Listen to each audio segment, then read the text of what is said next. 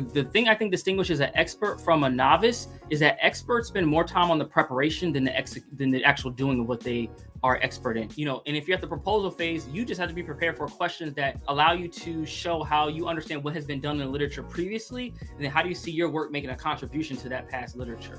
You want to say, I am an expert, and experts prepare.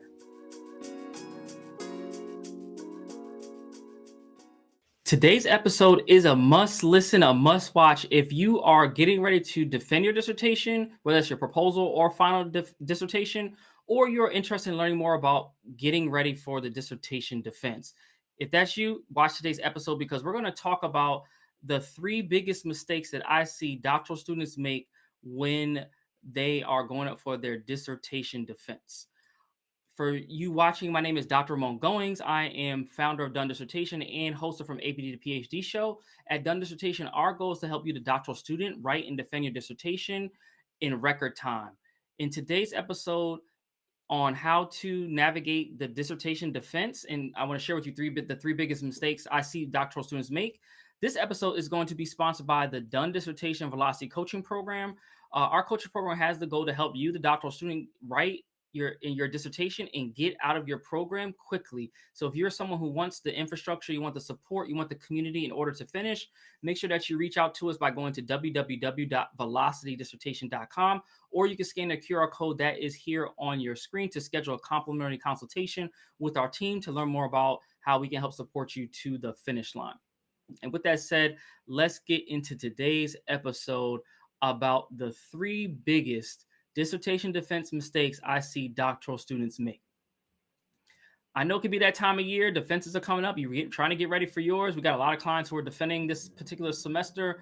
And we know, and we've been talking with them a lot about the defense. And so I thought it would be important because knowing how many of you all might be getting ready for a defense, that you might want this information to give yourself a leg up when you're doing these things. But I see a lot of doctoral students and I see a lot of defenses from my own students as a professor, from our clients at Done Dissertation, and then I go to other people's defenses and I see 3 big mistakes that doctoral students make, and I don't want you to have these happen to you. So the first mistake that I see a lot of doctoral students make during a dissertation defense is that there's a lack of confidence because of lack of preparation. And I see this, right? It's nerve-wracking going to this. Like, I'm not downplaying that at all, right? Because for a lot of us, it feels like our life is on the line because we're trying to defend either our proposal or our final dissertation. We got graduation. We got the family saying, I'm coming in town. I got to get through this right, etc., right? But sometimes there can be a lack of confidence because the lack of preparation.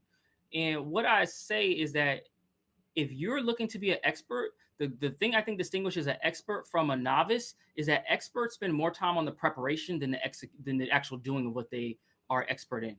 Whereas a novice will go ahead and spend more time in the doing of something than the time to actually prepare for it. And so with that, since you are an expert, right now, I want you to say yourself, you might be looking at the computer screen on your phone, in your car, wherever you're watching this, you want to say, I am an expert. And experts prepare. Again, you want to say, I am an expert and experts prepare. That's the one thing I say a lot of times that distinguishes, the experts from not. Like, they sit and prepare a lot. Like, just the fact that I'm doing this video for you all, I had to prepare, I have a team that prepares the notes.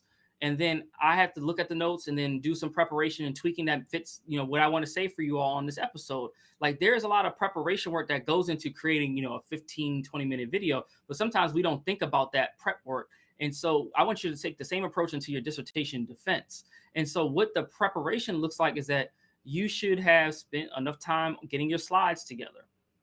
You should spend enough time actually rehearsing what you're going to say. It's cool to have a script, but I think it's good also to have rehearsed it enough time so that, let's say something happens with your internet or, God forbid, your computer while you're presenting, whatever it is, your PowerPoint presentation goes blank. I had this happen to me one time when I was doing a presentation. I literally had to go off the top of my head because my technology wasn't working. Like, you want to be able to have prepared enough so that whatever wrinkles come your way, you can just go through them with ease.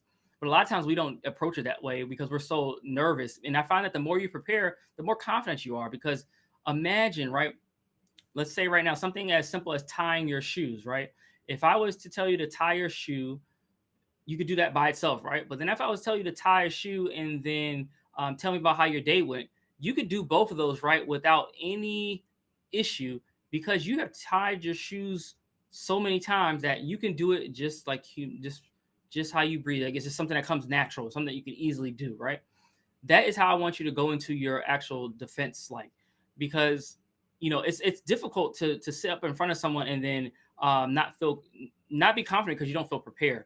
And it's not only being prepared for the actual presentation, but it's also being prepared for the Q&A that's going to come after. In an ideal world, before you got to your defense, whether it's proposal or final, you would have gotten feedback from your committee. I know that doesn't happen a lot of times, but in an ideal world, that would have happened. So you kind of know what the gripes and things that committee members might have before you walk into that room for your defense, or Zoom, or wherever you're having your defense, right? And so with that in mind, because of that, what I want you to consider is that I want you to prepare for the Q&A. You know what certain types of questions that certain people are going to ask. So start prepping yourself for how you're going to have a response. And as I mentioned in other videos that I've done on the channel around defenses, the best thing you can do, especially at the final defense, is bring everything back to your data. Because I want to bring any question that comes to me back to my data, because that's a place that I can play in that no one else can play in, because I literally know the data better than everyone else, because I've been the main one that's been touching and working with the data for so long. And if you're at the proposal phase, you just have to be prepared for questions that really allow you to show how you understand what has been done in literature previously, and then how do you see your work making a contribution to that past literature. A lot of times the questions will center around that some form and really showcasing your expertise of the knowledge base in your area. So again, at the proposal phase, you should be able to talk about these people like they're your family and friends, right? This researcher did this researcher did that. Here's what they didn't do, and here's where my dissertation is going to contribute. Like, those are some of the things that when you're prepared for those types of questions, you walk into the defense feeling confident. This is something that we do with our folks in our Velocity coaching program, where we had defense preparation sessions with them to get them ready for this, so that they feel confident walking in, and that they're ready to just really, do a great job on their proposal defense or final dissertation defense. And so as we think about that, remember, lack of confidence is going to be a mistake because of lack of preparation. But since you know this now, you're not going to make that mistake. Now, the second biggest mistake that I see doctoral students make during the dissertation defense is overloading your slides with text. We want to hear from you as the expert. And I find that when you put a lot of text on your slides, it forces the faculty to then read the slides and not listen to you. And so what you want is to have a little bit of text, and then you to be able to just talk through whatever it is that you want to talk through. And then one of the kind of pro tips here that I'm also embedding within this response is that when you have less text on the screen, it gives them less things to talk about. That's just a little pro tip, just something I'm going to throw in a little special for you there, because the less text that they have, the less they have to talk about, because they don't have as much to feed off of when they're thinking about their questions. They really have to come back to the document, which they've read, hopefully, or they just have to they end up asking more surface level questions. So that becomes important. But you don't want all this text on your slides. And again, there may be some levels about this between your discipline. So of course, do what's within your discipline. But for the most part, you can have some prompts on the screen that help you remember what to say, but you may have a script or something that's more detailed and provides all the insights, rather than all being on the screen, because no one wants to read. And if they wanted to read, they've already read your document. So why would they want to just have a reading session on your PowerPoint? That's just a stylistic thing, and something that, again, you would have conversation with your chair about, but I want that to be on your radar. But it's something I see all the time with some of these defenses. I'm like, why all this text? And then I'm trying to understand what you're saying, and then what you're saying is different than what's on the text. It's too much. And so, having something simple and then being able to expand on it makes your life a lot easier, which is, I'm giving you an example here just with these couple of words as a prompt in terms of what I want to say. But then I have more talking points, that are connected to this idea of overloading your slides with text. Again, there's times and places for it, but you don't want it to happen to your whole presentation. And with that said, the third and final mistake that I see doctoral students make during their dissertation defense is not creating a presentation that gets ahead of the committee's concerns. Look, I talk about this all the time in our content. The dissertation process is political, and everyone comes to this, in terms of faculty, with their own vantage point. You as a student have to be able to understand what are the vantage points of each of these committee members. And here's what I mean. And I'll give an example from a former client of ours. One of our clients who was in the social work field was doing a dissertation that was qualitative and used like arts-based research, et cetera, right? When we were preparing for their dissertation defense, they knew that those committee members on their committee, aside from the chair, all the committee members had a quantitative oriented lens that they were looking at his work through. So as a result, during the defense, they had to figure out ways to talk with the committee and do the presentation that got ahead of some of those concerns that they had about sample size and all those things, right? That's because you know what you're dealing with. So you have to take a stock of what are the perspectives of my faculty members? What have they said in my written document that I want to get ahead of in my actual defense?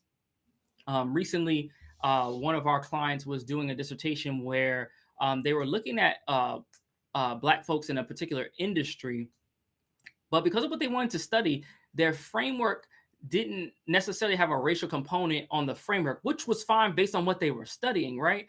And so, but they knew that they had to convince their chair about this, and they had a back and forth with the chair and had to provide rationale and support for why they were not adding another racialized framework to their theoretical framework. So that went over well, but they knew that committee members might ask the same types of questions. So in the presentation, they talked about their framework and they talked about why they could have but did not include a racialized framework. And they gave their rationale ahead so that when they got to the actual proposal defense presentation Q&A session part of the time, there were no questions about that because they got ahead of it. So what I want you to do is take stock of what are the things that your committee members care about, and your presentation is going to be developed in a way that gets ahead of those so that there will be no questions about them during the Q&A because you have addressed them during the presentation. And then this helps too because sometimes, as faculty, we may not be paying attention, we may have missed something, and we still might ask you that question that you already went over in your presentation. It's great when you say, you know what, Doc, I actually talked about that and let me bring back up the slide and kind of explain real quick what I was mentioning when I talked about that. Now that shuts down all the questions. And with that, I'm going to give you, after I talk about the Velocity program, I'm going to give you a one last pro tip that I think will enhance this last one around how to make sure that your presentation is written and developed for your committee in mind. But I know there might be someone that you're watching like, oh, I need support around that, and I need to be in this community. I need help to get through this proposal or final defense and help me, move this thing along. So if that's you, I welcome you to apply to the Velocity Coaching Program. You can scan a QR code that is here on your screen, or you can go to www.velocitydissertation.com. So real quick, I want to give you a pro tip that's going to add on to what I mentioned around the importance of creating a presentation that gets ahead of committee's comments. So let's say, for instance, there's some questions that they're going to ask. I find it sometimes around data. So this usually happens sometimes at the proposal defense, but a lot of times at the final defense around the data that you had, or they have questions about the data, some other things that because of the time frame, let's say you had maybe 15 minutes to do your presentation, you couldn't cram everything in. What I always tell my students to do is that we're going to have additional slides after the thank you slide that address some of those committee questions that I know might pop up. And then what allows you to do as a student, you might say, you know what? They ask that question, you say, you know what, Doc? Thank you so much for your question. I didn't have enough time during the 15 minutes. However, here I want to show you something that I put together because I thought folks might have that question and I wanted to present some information on that so that you have clarity around it. Now you satisfy the question, you've shown some forward thinking, and now it just shuts down the whole back and forth. Like this is how you prepare your, defense in a way that gets ahead of all the committee concerns. And once you do this, the committee knows like, oh, this student is serious. They're not playing any games, and we're not going to play around with them either. So again, part of this process and part of what I'm trying to give you in terms of strategy is on how to manage and work with your committee in a way that gets you what you want, gives them what they want, and everybody stays whole as a result of the process.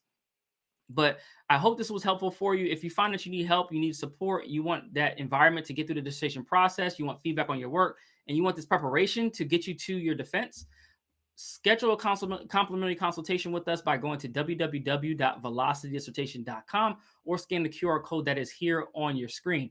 And before we wrap up today's episode from AB to the PhD show, if you could do me a huge favor, hit the like and subscribe button if you're watching this on YouTube, and then share this out for 2 people that you know that can get value out of this. And if you're watching us on LinkedIn, Facebook, or some other platform, make sure that you follow us so you can stay up to date on what we have going on. And with that said, I want to say thank you so much for watching this episode from AB to the PhD show. And until next time, I wish you all a done dissertation. Take care and have a great week.